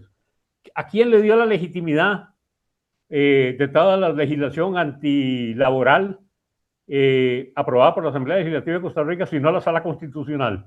¿Sí? Esa institucionalidad abstracta. Por favor, magistrados hechos ideológicamente para la destrucción y el control de los derechos colectivos. Porque hay que ponerlo así, es decir, basta ver sus manifestaciones, con qué alegría salían, ¿verdad?, a decir que no encontraban ningún vicio de constitucionalidad, pisoteando los derechos colectivos de los costarricenses. Un fiscal, ¿verdad?, ahí lo tienen suspendido, que se cree, digo, es el fiscal, el jefe del OIJ, y el fiscal que dice que él fue nombrado por Dios. Ustedes se imaginan, están hablando del siglo -14. Esos carajos se creen así. La diputada del PUS, Vanessa Castro, dice que los diputados son sagrados. Dejemos de chupar el dedo. Tienen absolutamente claridad de sus intereses en el lenguaje que usa Roberto, al que me puedo sumar sin ninguna dificultad, intereses de clase. Un tipo que llegue y le dice a usted, ¿verdad?, que está ahí para matar a los sindicatos, como una expresión de democracia, y no lo han apedreado. Sí, lo aplaudieron, una alianza interelitaria, interpartidaria, y decían que eso era necesario para salvar la democracia de Costa Rica, esa democracia abstracta. Entonces, lo primero que hay que hacer aquí es salirse de ese combo, porque es un relato construido de una gran legitimidad. Y estoy seguro que más de un educador o educadora está comprometida con la institucionalidad. Pero por favor, no perdamos la memoria, compañeros y compañeras. Venimos de esa historia que no es de 4 años. Son décadas completas. Lean, por favor, el libro que le ganó un Premio Nacional de Historia a David Díaz, con el que suelo tener algunos puntos de contacto y muchas discrepancias, donde el tipo reconstruye el momento fundacional en el extremo represivo que fue la Guerra Civil del 48. Campos de concentración y tortura en Cartago. Ahí está, perfectamente documentado. En Costa Rica, hecho por el Partido de Liberación Nacional, por José Figueres Ferrer. Los asesinatos del Codo del Diablo, entre muchos otros. A los dirigentes políticos de la izquierda, a los dirigentes sindicales, que fueron proscritos durante 20 años, y ya se olvidó todo eso. Esa es la Costa Rica de la institucionalidad contra el autoritarismo. Es una institucionalidad históricamente autoritaria. Entonces, ¿verdad? Porque si no, vamos a estar en la trampa del siglo XVIII de creer que hay instituciones puras y neutras. Jamás. Ni el Parlamento, ni la Asamblea, y menos el Tribunal Supremo de Elecciones. En esta campaña, como nunca en mi vida, vi a 2 o 3 funcionarios que son nada más que eso, funcionarios del Tribunal Supremo, ¿de acuerdo? Dice la Constitución Política, para los que les gusta estar citando esas vainas, que son simples depositarios de autoridad. Estos 3 carajos voceros de los magistrados del tribunal, hablando, ¿verdad?, que ellos estaban en condiciones de votar un presidente en Costa Rica, y no les pareció autoritario, les pareció democrático, No tienen, por supuesto, si van a defender, por lo menos que sean consecuentes con la cháchara esa de el valor sagrado del voto popular. Deberían ser medianamente consecuentes. Entonces, ¿qué es lo que tenemos? Claro, pugnas interpolíticas, interpartidarias, sin duda. Y si usted tiene 31 votos y los ganó en elecciones, y esos 31 van a nombrar ahora magistrados que no son ni de Liberación, ni de la Unidad, ni del PAC, ni de otras banderías, no lo votaron así, no son los mecanismos que defienden. Ahora, ¿cuál es la crítica? ¿Cuál es el problemón? A la base hay un problema de fondo que quiero dejar planteado. Ya Roberto lo sugirió, pero yo lo voy a subrayar. Esperemos a ver, ¿verdad?, las profundas contradicciones de esa fracción legislativa. Existe sentido común. Ya ni siquiera se han sentado y están peleando cuáles serán los cargos en las comisiones, cómo se van a distribuir las presidencias legislativas de los 3 años siguientes. ¿Usted considera, profesor Randall, que digamos que lo novel del partido, es decir, lo recientemente formado el partido, no ha logrado como tener una disciplina partidaria, una línea? No la tienen. Es evidente. Yo creo, y también que hay gente de Fabricio Alvarado que le dio la adhesión en el último momento y que tienen también pues sus diferencias de intereses. Hay 6 o 7 caciques dentro de esa fracción, ¿de acuerdo? Y espere que ya asuma la presidencia Fernández para que vea el otro foco de conflictos entre Fernández y Chávez. Eso es sentido común, ¿de acuerdo? Hacia dónde se muevan es lo que no tenemos bola de cristal. El modelo intacto, el modelo de acumulación intacto, el modelo de redes de poder intacto, de manera que, ¿verdad?, seguir apelando en abstracto a defender la democracia, porque el autoritario Chávez, cuando ya no esté Chávez, como bien adelantaba Roberto ahora, ¿qué van a decir de la señora Fernández? Yo hice un análisis también hace un par de conferencias atrás y estoy escribiendo varios artículos sobre esto, de ahí, el profundo desprecio misógino contra la figura de la presidenta, con esa sororidad selectiva que existe en el progresismo feminista de Costa Rica. Le dicen no presidenta, le dicen presirvienta. ¿Ok? Y eso no es desprecio a una mujer. Ahora dicen, ¿verdad?, que es la títere de Chávez, es decir, las mujeres solo valen porque tienen un tipo a la par. El muñeco ventrílocuo. El muñeco ventrílocuo. Entonces, ¿a quién fortalece eso? Al sistema político neoliberal, pero además autoritario, misógino, ¿sí? Pero, ¿verdad?, como solo hay ciertas compañeras que hay que defender, a las otras no, a Pilar Cisneros le han levantado los discursos de odio más profundos que ya yo he visto en mucho tiempo, pero, ¿verdad?, se los merece. A las otras no, ¿de acuerdo? Ahí tenemos un problema grave de comprensión política, ¿No vieron cómo despellejaron viva a Sofía Guillén por su maternidad? Porque había planteado un par de veces que ella estaba a favor del aborto. ¿Cómo la despellejaron viva? ¿De acuerdo? Así también han despellejado a la señora Pilar Cisneros. Entonces, ¿dónde estamos? Y a eso le llaman, eso es hiperautoritario. ¿De acuerdo? Entonces estamos cayendo en la trampa de un discurso que confronta democracia, autoritarismo. Y entonces todo lo que pasa en la democracia es bueno. No, la democracia está atravesada de intereses de poder, de clase, de intereses de género, por supuesto, posicionales, económico-políticos. El operador por excelencia de la administración Alvarado Chinchilla es el señor Garnier, ministro de coordinación con la UCAEP, pero ese gobierno tuvo 6 ministros, todos consultores o asociados de UCAEP y todos socios de la Academia de Centroamérica, que no se puede olvidar eso, todos socios de ese gran tanque de pensamiento que llaman, de ideologías y de políticas neoliberales, ultraderechistas y antiderechos colectivos. Entonces, ¿verdad?, romper el mito ese de los frenos y contrapesos. Esta es una república oligárquica, la llama Roberto, yo coincido absolutamente, y hay que salirse del sueño ese de opio del contrato social. Eso es seguir pensando en el siglo XVIII desde tesis liberales, burguesas y de derecha. ¿Puedo agregar algo, Jamer? Claro, adelante.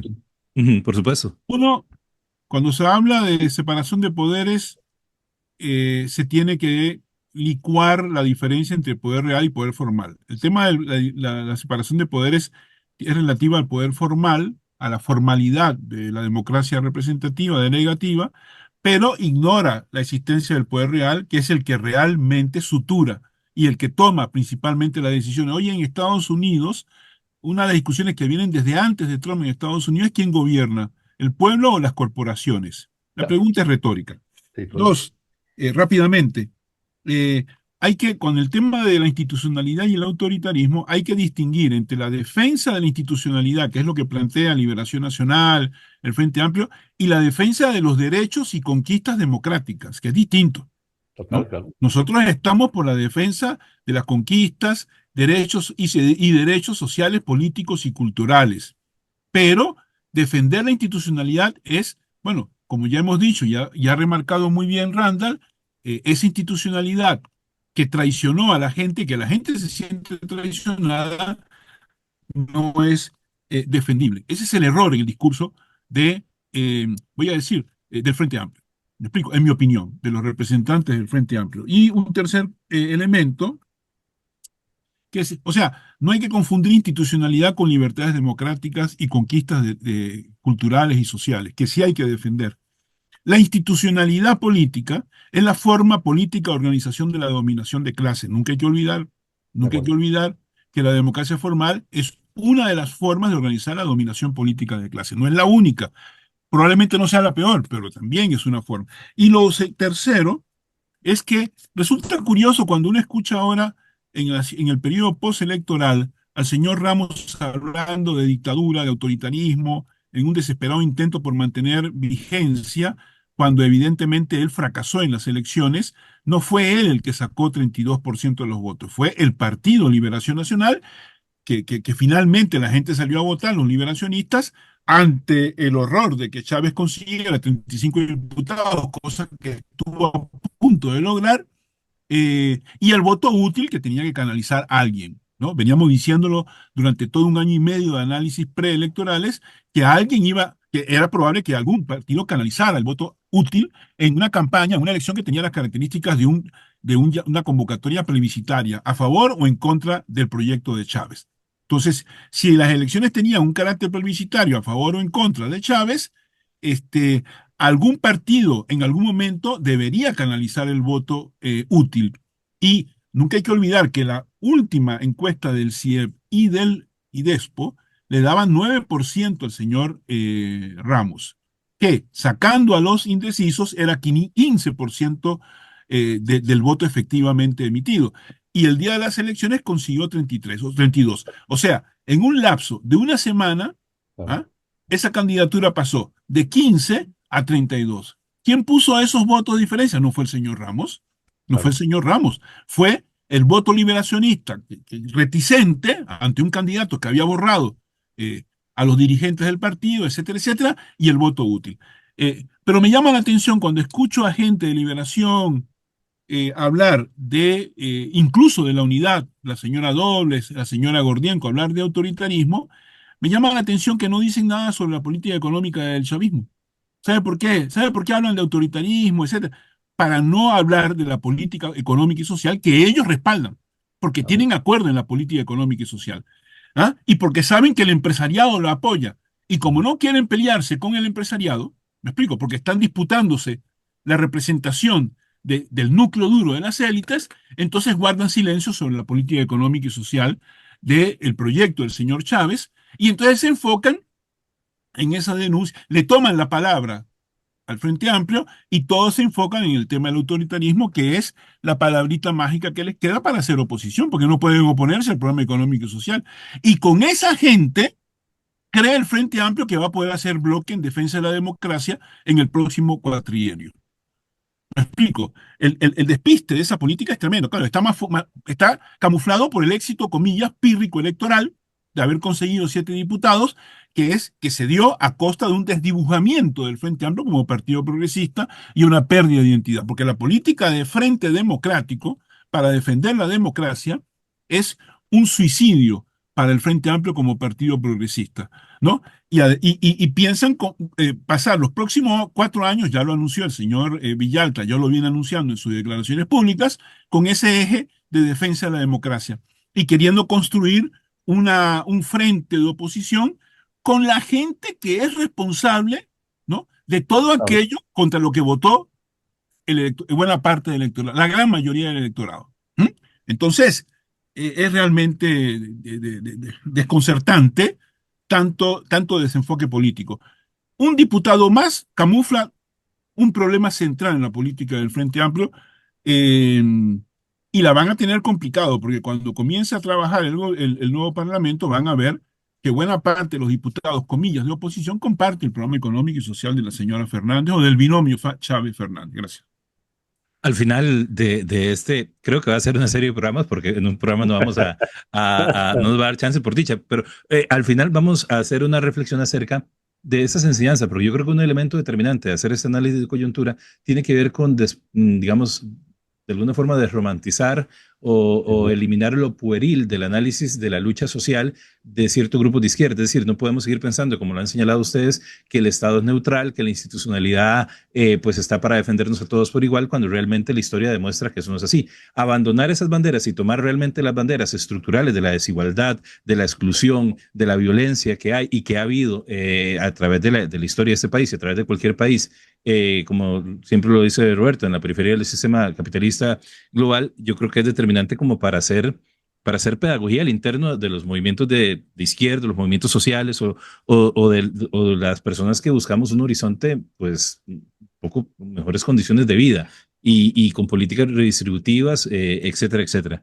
Entonces, esto me parece determinante porque el pensar que el límite de la acción política es defender el status quo que viene siendo hegemónico en los últimos 60 años, creo que no es progresar en la lucha social, creo que es simplemente idealizar y mantener a raya, entre comillas, un peligro que, o sea, que, como ustedes lo han dicho, en lo económico están de acuerdo, en lo económico el PAC, el Rodrigo Chávez, la unidad, y lamentablemente, cuidado con esto, algunas posiciones que han adoptado, sobre todo con el tema de las pensiones, el Frente Amplio, con el tema de las pensiones a nivel internacional, eh, son abiertamente neoliberales. O sea, así. El tercer bloque, yo creo que con este cerramos esta primera parte, pero vamos a intentarlo. Es la pregunta sobre un modelo de desarrollo. Yo creo que ya han ustedes adelantado muchos elementos en este sentido. Un modelo de desarrollo en disputa. Es decir, vamos a ver, el Banco Central, ustedes antes lo señalaban, plantea que para el 2025 hubo un crecimiento del 4,6. Tiene una proyección de crecimiento para el 2026 cerca del 3,8%, con una inflación cercana al 0%, cercana al 0%. Entonces, en este sentido, como reflexión principal, ¿este crecimiento económico reciente refleja un modelo de desarrollo exitoso o uno estructuralmente excluyente? Yo creo que también la pregunta tiene ese matiz retórico. ¿Quiénes se benefician ¿Me puedes realmente de repetir este eso, por crecimiento? favor? ¿Lo Sí, puedes repetir? ¿los datos o la pregunta? La pregunta. La pregunta, sí, el crecimiento económico refleja un modelo de desarrollo exitoso o uno estructuralmente excluyente. Es una pregunta como para, ¿verdad? Como una pregunta generadora. Y luego otros interrogantes que surgen de él. ¿Quiénes son realmente los que se benefician de este crecimiento? Estamos ante una economía dual, es decir, una economía de zonas francas versus la economía interna totalmente desarticulada, no encadenada.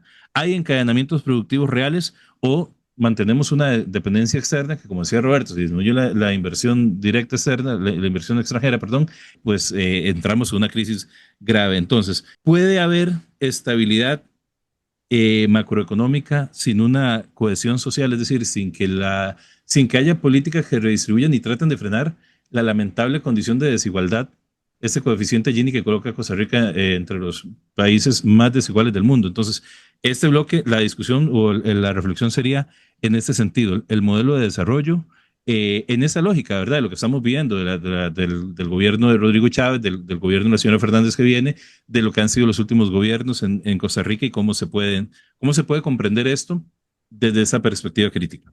Comenzamos con el profesor Randall. Bueno, yo creo que ahí estás tocando otro tema estructural. En el bloque anterior habías dicho con claridad que te llamaba la atención que en el debate electoral no se hablaba de desigualdad. Sin duda, Jamer. Yo le agrego algo más grave todavía. Las encuestas del CIEP de los últimos 20 años, por lo menos, 26, 24 años, ¿sí? seis periodos.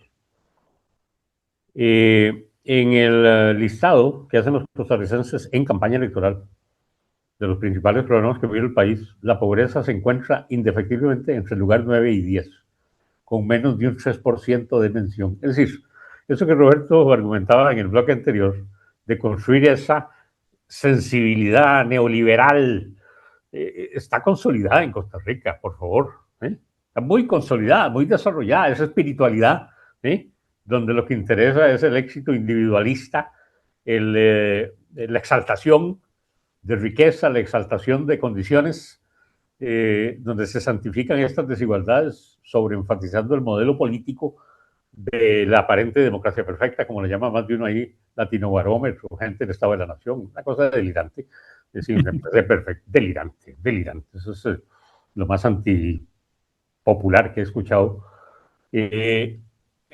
Pero también han diagnosticado, Jaime, como bien lo decís, uno de los logros de estos 40 años de políticas neoliberales es haber consolidado ese modelo de acumulación donde hay abiertos ganadores estratégicos uno de esos ideólogos principales, ¿verdad? Eduardo Lizano Fay, 3 veces expresidente del Banco Central. Ahí estoy preparando un artículo sobre esto. Ahora en las fines de octubre voy a estar en un seminario sobre redes y élites y voy a mostrar la enorme preeminencia de estos ideólogos neoliberales. Decía descarnadamente que habían logrado transitar de el desperdicio que significaba el Estado Leviatán del modelo de desarrollo de la sustitución de importaciones, le llamaban también Estado interventor, eso está claro. De ahí viene el mito del Estado Social de Derecho, todo eso es mítico, pero Eduardo Lizano, que tenía esto muy claro, dijo que se trataba indefectiblemente de transitar al nuevo modelo de acumulación, al nuevo modelo económico, que él lo denominó como un modelo de apertura comercial, ¿sí? Y de fomento a las exportaciones. Y que indefectiblemente iban a haber ganadores y perdedores. Vean ustedes la sangronada, eso se llama violencia simbólica, para los que piensan que todo esto es neutral y que la economía no tiene nada que ver. ¿Sí? Ese gestor e ideólogo de políticas macroeconómicas desde el Banco Central, con el poder ultraconcentrado que significa ser presidente del Banco Central, porque ¿verdad? Las reformas neoliberales incluyeron también eliminar, por ejemplo, la intervención legislativa en la fijación de los tipos de cambio y concentró absolutamente la autoridad en el presidente del Banco Central y el presidente de la República. ¿De acuerdo? Ultra concentrado, con una ultraconservación de los recursos de poder para fijar, por ejemplo, política monetaria. Es una cosa, sí, brutalmente centralizada. Habían ganadores y perdedores. Decía Lizano Fay, porque ¿verdad? Si no tenemos memoria histórica estamos liquidados. Decía que el modelo de sustitución había producido una serie de vividores del sistema, dirigentes sindicales, dirigentes ¿verdad? De movimientos sociales, vividores del sistema. El que quiera le mando sus declaraciones, ¿verdad? No tengo ningún problema. Lo menciono así porque estoy hablando de exactamente de lo que dijo públicamente. Y entonces habría que hacer un contrapeso a ese modelo que era gremialista y populista y que beneficiaba a estos intereses vinculados al Estado benefactor, porque gastaba demasiado en educación, en salud. Entonces, él desde el Banco Central propuso el impulso de la creación de la Cámara de Exportadores en Costa Rica. ¿Qué les parece? Además, creó un órgano corporativo privado desde la presidencia del Banco Central y apoyó la creación, otra aberración en Costa Rica, de la Asociación Bancaria Costarricense, un órgano público que tiene los bancos públicos y privados. Imagina la aberración, ¿sí? Es decir, los que creen que en Costa Rica hay banco de desarrollo están locos. Son bancas comerciales, la pública y la privada. Jamás, desde la reforma que permitió, ¿verdad?, que los bancos del Estado perdieran ese carácter, se quedó en la retórica nada más. El hecho real es que son bancas de modelo de competencia abierta. Entonces, un órgano corporativo donde está la banca pública y la banca privada, impulsados por Eduardo Lizano. ¿Qué me interesa señalar de esto con tus preguntas? Es un modelo económico consolidado de acumulación, por supuesto, tiene una economía dual, por supuesto, fue diseñado así hace 40 años, está hecho, ¿verdad?, para garantizar una estabilidad económica, que puede haber crecimiento económico como en muchos países del mundo, con profunda desintegración social. Para eso, ¿verdad?, no hace falta política económica, hace falta política judicial, hace falta política represiva, hace falta política de descalificación de la organización colectiva. Y por eso, ¿verdad?, hemos estado insistiendo tan fuertemente en que ¿dónde coloca usted el centro de su estrategia política? Porque si es centrada solamente en la defensa de la democracia en abstracto, entonces esos movimientos colectivos están llamados al fracaso histórico y estratégico, porque están dejando intactas las condiciones de la acumulación. Es decir, solo para que tengan una idea, el Banco Mundial había señalado hace más de 20 años que había que eliminar todo tipo de exoneraciones, porque eso le restaba competitividad a las economías. las exoneraciones son las que hacen vivir el régimen de zona franca en Costa Rica. Y a pesar de que el Banco Mundial había dicho que había que eliminarlas en Costa Rica, y Costa Rica tiene más de 30 años de un pacto interpartidario e interelitario que no toca los intereses de acumulación de la zona franca. Están integradas, jamás, están separadas por completo. La economía de las zonas francas, ese modelo, ¿verdad?, que quería Juan Carlos Hidalgo, todo el país, una zona franca, y lo aplaudían como demócrata. Y el régimen, una economía dual, por supuesto, profundamente dependiente de la economía norteamericana, en el marco de las disputas geopolíticas de Estados Unidos-China. Ahí pueden ver ustedes, ¿verdad?, todos los problemas del ICE, la tecnología, las demandas por los apoyos o no a las políticas de Trump o los conflictos con China, y donde todo eso va a ver también cómo cambia la composición del gabinete de Fernández. Ya se anuncian cambios, y cambios muy interesantes que hay que verlos con lupa, porque si usted saque un canciller como el que ha tenido Chávez y se traiga al ministro de Comercio Exterior a ser canciller ahora, eso sí que no es cualquier cosa, ¿de acuerdo? Y que va a traer a Garnier a que sea ministro de Justicia. El que no está sobre eso no ha entendido nada, ¿de acuerdo? Van a haber profundos conflictos, profundas contradicciones, pero dejando el modelo de acumulación intacto. Entonces, es una economía exitosa, sin duda, para ese modelo, ¿verdad? Muy bien aceitado, muy bien ejecutado, muy bien compartido por el pacto político estratégico entre el grueso de partidos políticos que van a campañas electorales y que después colocan a sus operadores en los ministerios, en la Asamblea Legislativa, en el Poder Ejecutivo, ¿verdad? Que aquí no hay nada neutro ni pesos y contrapesos. Esa es la historieta, ¿verdad? Es como ver una fábula de Pokémones, ¿de acuerdo? A los muchachos que vayan a ver esto van a saber exactamente a qué me refiero, o las fábulas de Mazinger Z. Exactamente igual. Sí, estabilidad económica y crecimiento económico con profunda desintegración social. La desintegración territorial de Costa Rica es dantesca. Las desigualdades económicas, políticas, digitales en el sector educativo, dantesco. De acuerdo, que usted tenga más de 100 centros educativos con orden de cierre, porque, ¿verdad? Es decir, se inundan, se caen los techos, los servicios sanitarios dan vergüenza. Ahí que vas a pedir una computadora o sí, y se sigue administrando ese desastre y nadie lo denuncia, o se denuncia sin fuerza, y está el pánico de la espada de Damocles de la ley antihuelgas, que eso es un factor estratégico de una violencia extraordinaria, votado por la Sala Cuarta, votado por los diputados y diputadas, con el aval de todo el Poder Judicial, y dicen que es institucionalidad. No, es un modelo integrado, económico, político, cultural, muy bien. Votado por los defensores de la democracia. Pero por supuesto, pero entonces pongámosle así con nombre y apellidos, porque entonces ¿contra quién va el análisis político, la crítica política, que sea capaz de organizar, de movilizar, que es lo que no hay? Y si hay, ¿verdad?, es con pánico, es con el terror y el miedo de perder el empleo, porque te van a perseguir, te van a reprimir.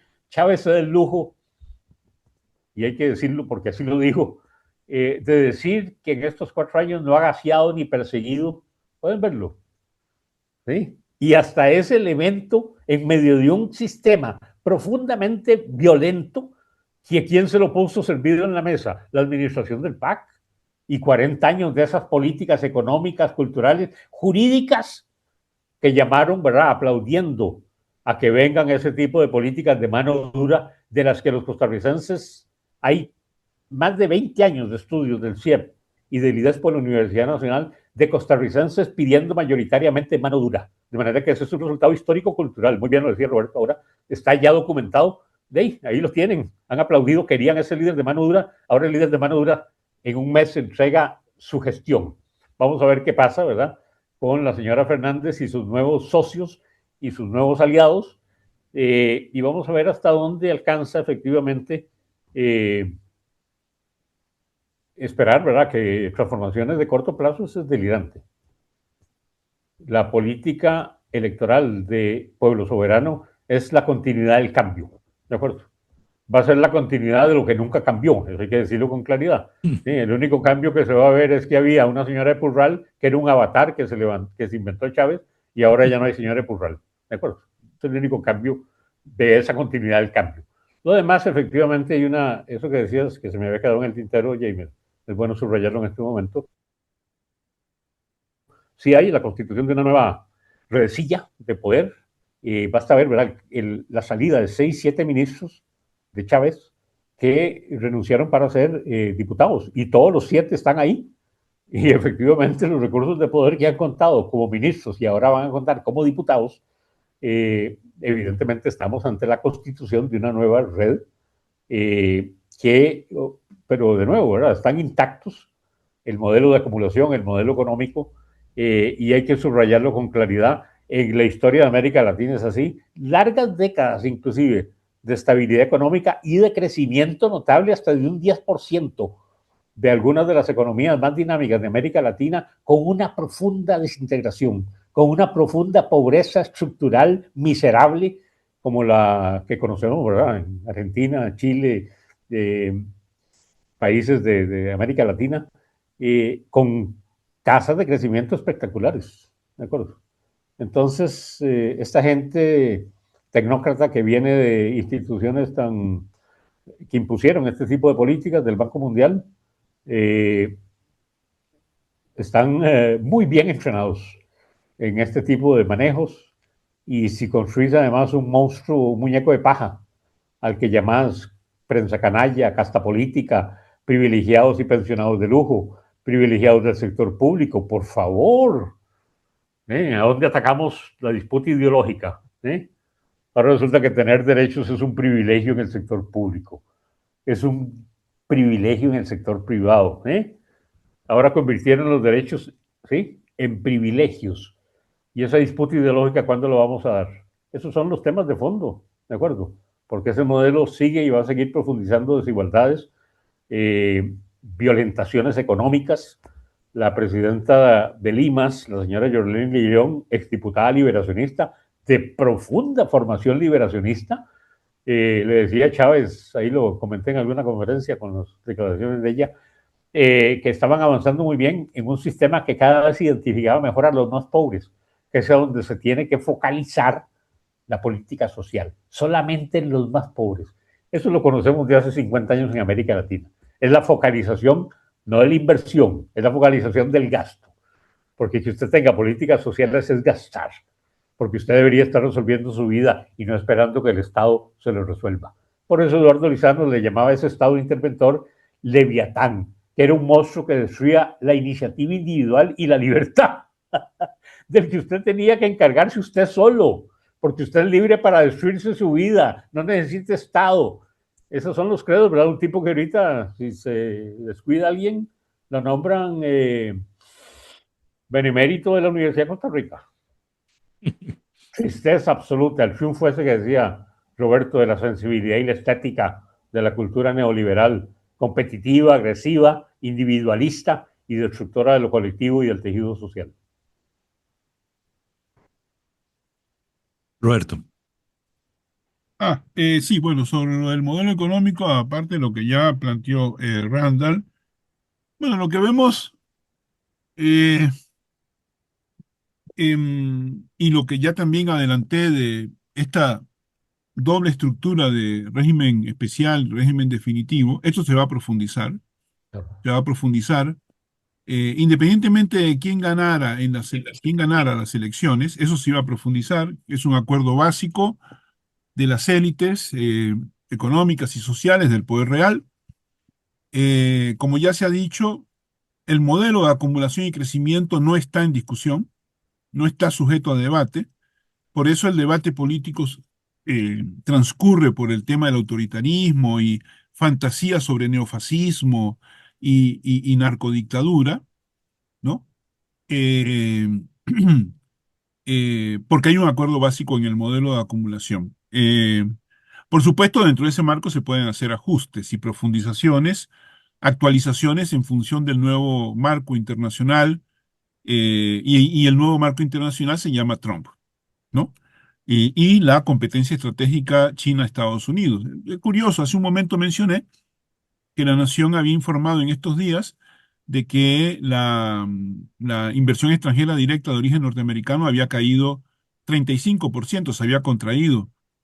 Y en ese momento uno piensa cómo operan los norteamericanos, ¿no? Por un lado, obligan a este país y a los países de América Latina, Panamá, Argentina, sé yo, a renunciar, a cortar sus vínculos económicos con China, a renunciar a la inversión china, pero en paralelo los norteamericanos no solo no compensan el faltante que deja la expulsión de China, sino que además recortan la inversión. Esto es un disparate de suicidio, Claro. ¿no? El gobierno costarricense, el gobierno del señor Chávez, eh, cortó la participación de empresas chinas en la tecnología 5G. Pero resulta que los norteamericanos también recortan su inversión. Entonces, se dan cuenta, es decir, como decía mi abuelita, ni barren ni sueltan la escoba, ¿no?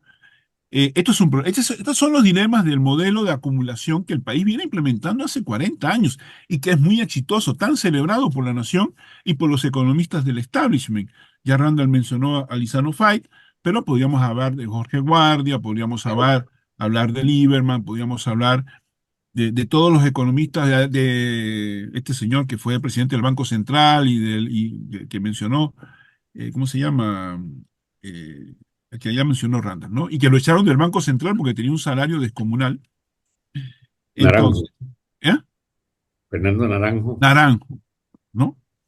Entonces, ese modelo tan celebrado, ¿no?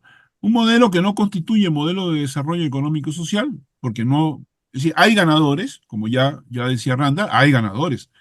En primer lugar, el gran capital, los grandes grupos de capital concentrado en el país, no necesariamente todos los sectores del capital mediano y pequeño, que esos son arrollados por la competencia y por la retirada del Estado, pero sí los grandes grupos económicos, las familias de apellido noble, un sector de clase media alta y de sectores de clase media profesional que se benefician con el modelo, Claro.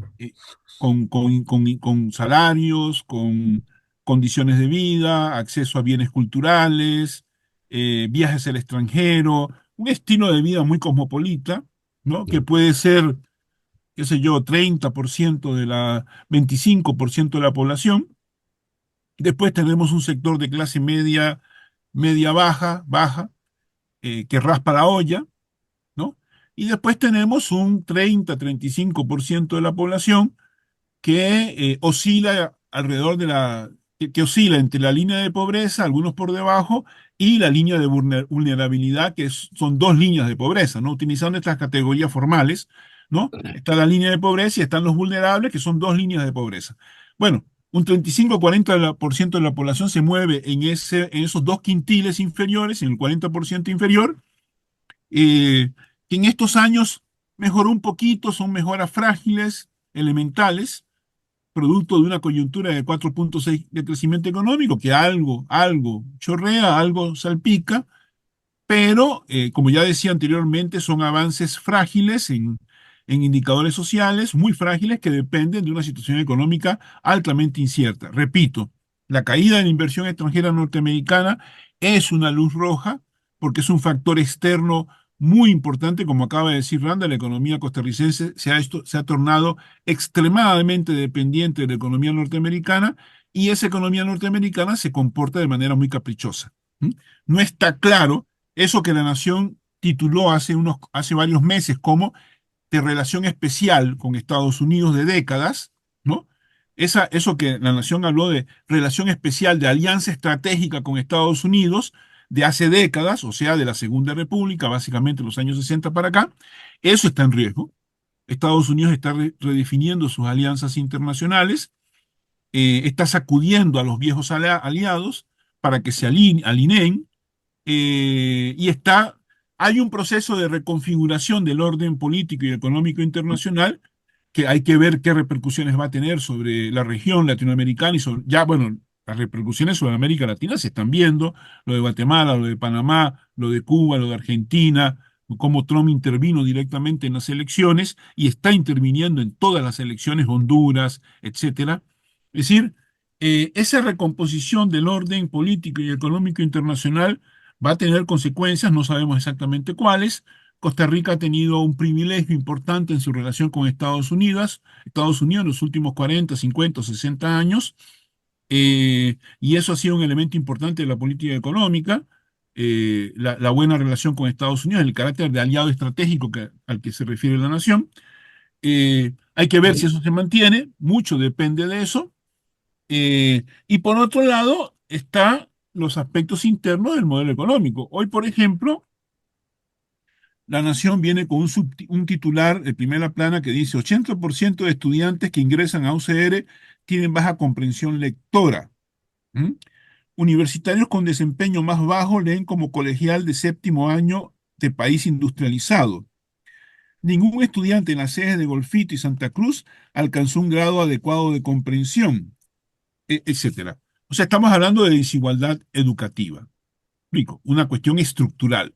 Me explico, cuando hablamos de desigualdad social, pensamos solo en la cuestión de desigualdad económica, estratificación, clases sociales, pero hay derivaciones, desigualdad educativa, hay un acceso muy diferente a bienes culturales que son importantes para la capacidad de realización personal, para desarrollar proyectos de vida. Bueno, 80% de estudiantes que ingresan a la UCR tienen una baja comprensión de lectura. ¿Me explico?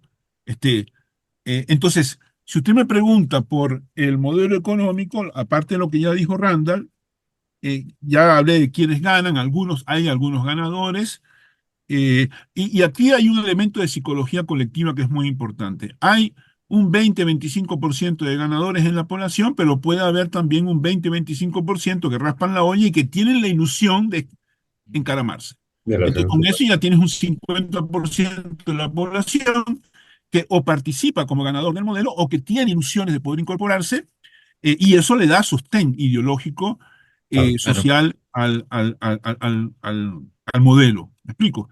Eso se puede agotar. Si el modelo no responde, si las políticas no responden, eso se va a agotar y como decía hace un momento, la misma ola que surfió Chávez lo puede también arrastrar, como ha arrastrado a otros también. Encadenamientos. No voy a decir que no existen encadenamientos, pero son muy mediocres, muy débiles, ¿no? Y están muy mediados por vínculos políticos, además, amiguetes del poder. Randall dijo algo muy importante, yo también lo he dicho en otras ocasiones, pero ahora lo dijo Randall. La Segunda República y el bipartidismo formal, y antes del bipartidismo formal, el bipartidismo informal, fue un régimen político de 40, 50 años, ¿m? Donde se repartieron la piñata del Estado, ¿no? Los consejos directivos de las instituciones autónomas, se cubrían los casos de corrupción recíprocamente, etcétera, etcétera, ¿no? Entonces, encadenamientos. Hay también un capitalismo de amiguetes, como dicen los españoles, de amiguetes, donde las famosas puertas giratorias, ¿no? Los vínculos entre empresarios y políticos, eso ha existido durante todos los últimos 40 o 50 años. Chávez, ¿no? Probablemente profundice eso. Chávez Fernández probablemente profundice en eso, porque el proyecto político de Chávez es muy ambicioso, hay que decirlo, ojo, cuidado. Este tipo es un tipo de cuidado, justamente porque no es un payaso, porque no es un ignorante, porque no es un chavestia, porque es un tecnócrata, no tiene nada de progresista, es un tecnócrata de derecha neoliberal que viene de 28 años en el Banco Mundial, formado en Estados Unidos, un tipo con un recorrido de 30, 35 años, ¿no? Subestimarlo es un error grave. Yo no lo subestimo. Creo que está pergeñando un proyecto político de largo aliento, ¿no? Consiguió gobernar 4 años, ha hecho a su sucesora, vamos a ver cómo le va a tener problemas en el Parlamento, pero incluso si pierde la mayoría parlamentaria, tienen basas, tienen cartas en la mano, y dependiendo de cómo sea la coyuntura económica del país, la situación económica del país los próximos 4 años, obra pública, ese tipo de cosas, generación de empleo, donde tienen déficit en empleo, y el factor externo, repito, que es fundamental, el tipo pretende volver a candidatearse dentro de 4 años, ¿no? O elaborar o poner a otro representante. Entonces, el proyecto político de Chávez es instalarse como el principal representante del núcleo, de los intereses del núcleo duro, o sea, articularse al poder real, ¿no? Sumar al poder formal el apoyo efectivo del poder real. No sé, no creo que lo haya conseguido todavía, pero está en eso, y puede tener un peso muy importante. Quiero terminar con dos cosas nada más. Una política económica alternativa. Una política económica alternativa a la que podríamos dedicar un programa implica varias cosas. En primer lugar, una reforma tributaria progresiva importante. Eso es Sin eso no fundamental. hay nada. A mí me llama la atención cuando los candidatos de oposición hacían discursos sobre las cosas que iban a hacer y después les preguntaban, ¿usted apoya una reforma tributaria progresiva? Y dice, no, no más impuestos. ¿Y de dónde vas a sacar el dinero para hacer todo lo que dices? ¿No? Incluyendo al candidato del Frente Amplio, el señor Robles, ¿no? Que lo vi en declaraciones decir que no estaba, que no tenía como parte de su programa una reforma tributaria, pero se plantea el 8% para educación, se plantea el páguele a la caja. Ahora el señor Villalta ha hecho del páguele a la caja un estribillo de la marca de su periodo, pero me parece inconsistente y demagógico incluso plantear páguele a la caja 8% para la educación, pero no plantear reforma tributaria. Entonces la pregunta pertinente sería, ¿y de dónde vas a sacar los recursos? ¿Me explico? Si no se plantea reforma tributaria, lo otro suena a inconsistencia, palabras bonitas para acariciarle los oídos a alguien, ¿no? Algún de esos que son vocacionales, ¿no? En dejarse acariciar. Eh, y junto con una reforma tributaria progresiva se requiere un plan de obras públicas que dinamice la economía, que genere empleos. Ojo, incluso si hay crecimiento económico nominal, no hay generación de empleo, incluso se está contrayendo la fuerza de trabajo, ¿no? Entonces, hay un problema de generación de empleo, el Estado tiene que volver a tomar el pulso de la economía, controlar la economía, impulsar el crecimiento, generar empleo, consumo, bienestar, etcétera, etcétera, como está pasando en Estados Unidos, que es la clave en este momento de la respuesta norteamericana al desafío chino. Volver a apelar a su Estado, el músculo de su Estado, para enfrentar el desafío. Costa Rica tiene que volver a recuperar su Estado y eso pasa con una reforma tributaria y además medidas más concretas de persecución de la evasión fiscal, eso implica la capacidad de Hacienda para operar como agencia tributaria. Y finalmente, bueno, eh, utilizar parte de las reservas del Banco Central. Decía que hace 6 años las reservas andaban en 8.000 millones de dólares, hoy son 17.000 millones de dólares. Y creciendo, ¿no? Eh, ¿Cuál es la explicación para que el país no utilice parte de esas reservas para financiar la obra pública y dinamizar, ¿no? Ideológicas, Ideológico, ¿no? sin duda. Taras ideológicas, la única explicación.